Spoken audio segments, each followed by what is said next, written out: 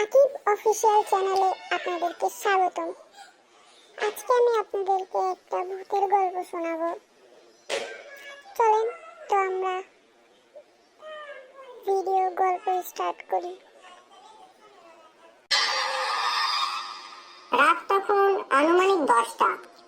জাপানের একটি ছোট্ট শহরে নির্জন রাস্তায় জ্যাক তখন একা তার বন্ধুর বার্থডে পার্টি থেকে হেঁটে বাড়ি ফিরছে। হঠাৎ তার সামনে একটি যুবতী মেয়ে এসে দাঁড়ালো। জ্যাক এদিক ওদিক তাকিয়ে বুঝতে পারলো না যে মেয়েটি কোথা থেকে আসলো। জ্যাক খুব ভয় পেয়ে মেয়েটির দিকে তাকিয়ে রইল।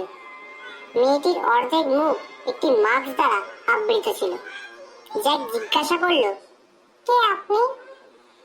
কি করবে জেনে? শুধু এটা বলো, আমি কি সুন্দরী? জ্যাক কিছুই বুঝতে পারে না। সে বলল, হ্যাঁ, আপনি অনেক সুন্দরী। হ্যাঁ শুনতেই মেয়েটি তার মুখের মাস্কটি খুলে ফেললো। সাথে সাথে জ্যাক একটি ভয়ার্থ চিৎকার দিয়ে উঠল।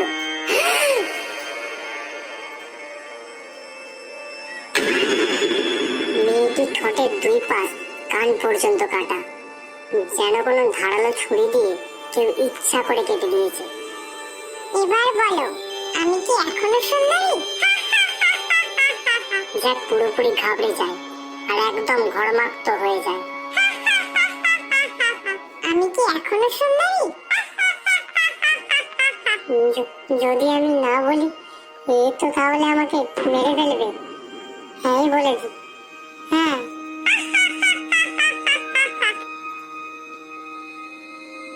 সেই মেয়েটির হাত হঠাৎ পেছন দিকে মুড়ে যায়। সে একটা বড় কাঁচি দিয়ে হঠাৎ জ্যাককে আক্রমণ করে, যাতে করে জ্যাকের মুখও ওই মেয়েটির মতো একদম ঠোঁট থেকে অনেকটা কেটে যায়। জ্যাকের মুখ থেকে রক্ত বেরোতে থাকে। সে নিচে পড়ে যায় আর ছটফট করতে থাকে।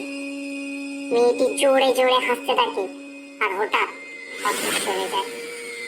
অনেক রাত হবার পরেও জ্যাক ফিরছে না দেখে জ্যাকের বাবা মা তাকে খুঁজতে শুরু করে। অনেকক্ষণ খোঁজাখুঁজির পর তারা জ্যাককে রাস্তার ধারে পড়ে থাকতে দেখে। জ্যাক, জ্যাক, তোমার কি হয়েছে? ঘাবড়িও না, আমরা ওকে এক্ষুনি হাসপাতাল নিয়ে যাব। কিন্তু অনেক বেশি রক্তক্ষরণের জন্য জ্যাক মারা যায়। কিছুক্ষণের মধ্যেই পুলিশ আসে আর তারা তাদের মতো ইনভেস্টিগেশন শুরু করে দেয়। কিছুদিনের মধ্যেই আরো বেশ কিছু লাশ পাওয়া গেল, যাদেরকে একইভাবে মুখ কেটে হত্যা করা হয়েছে। জাপানে তখন এই খুনগুলোর ব্যাপারে সকলেই জেনে গেছে। সকলেই তাদের ছেলে মেয়েদের স্কুলে পাঠানো বন্ধ করে দেয়, এমনকি তাদের খেলার মাঠে পর্যন্ত যেতে দিত না। সকলের মনে তখন কেবলমাত্র ওই মাস্ক পরা মেয়েটার জন্য ভয় ছিল।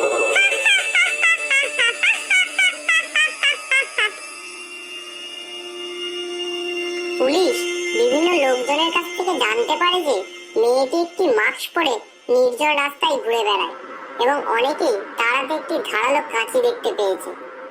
পুলিশ এরপর যে বিষয়টি জানতে পারে তাতে তারা একেবারেই হতভম্ব হয়ে যায়। মেয়েটি আসলে কোনো মানুষই নয়, সে একটি আত্মা।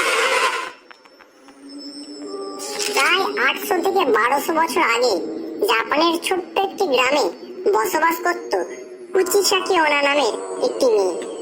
গ্রামের সকলেই ওই মেয়েটিকে চিনত তার অপরূপ সৌন্দর্যের জন্য, আর এই সৌন্দর্যের জন্য তার অহংকার বেড়ে যায়।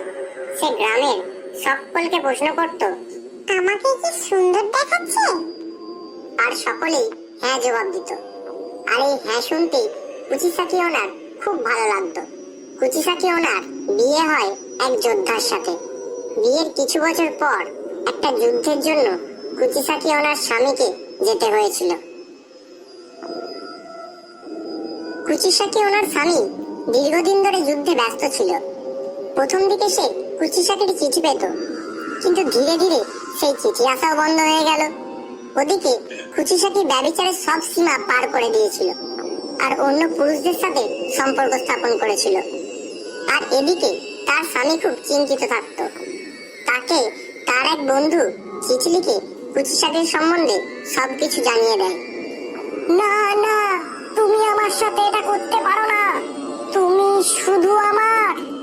কিছুদিন পরে সে বাড়ি ফিরে আসে আর এসে দেখে যে তার বউয়ের সাথে অন্য এক পুরুষও সেখানে আছে। এটা কে?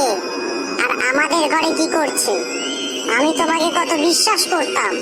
আমার বন্ধু আমাকে ঠিকই বলেছিল। এটা বলেছে ঘরে যে লোকটা ছিল তাকে সে মেরে দেয়।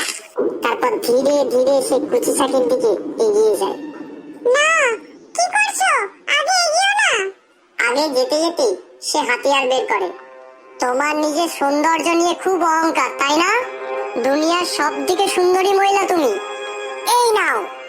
আর রেগে গিয়ে সে এগোতে এগোতে কুচি শাকের মুখে আঘাত করে আর তার মুখ ঠোঁট থেকে অনেকটা কেটে দেয়।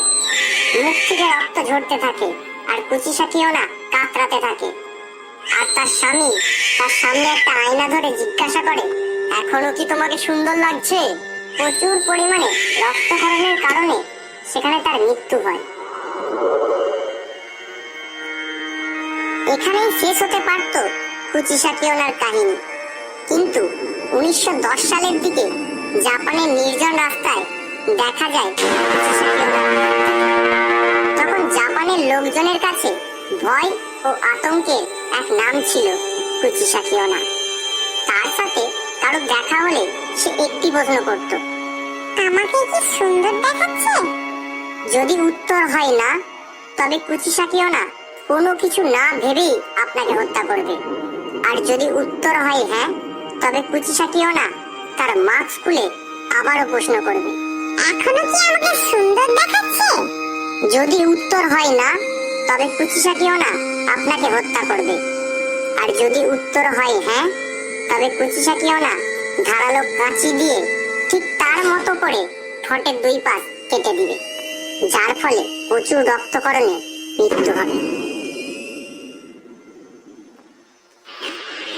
তো কেমন লাগলো আজকের গল্প? যদি ভালো লেগে থাকে তাহলে আকিব অফিসিয়াল চ্যানেলটা সাবস্ক্রাইব করে যাবেন।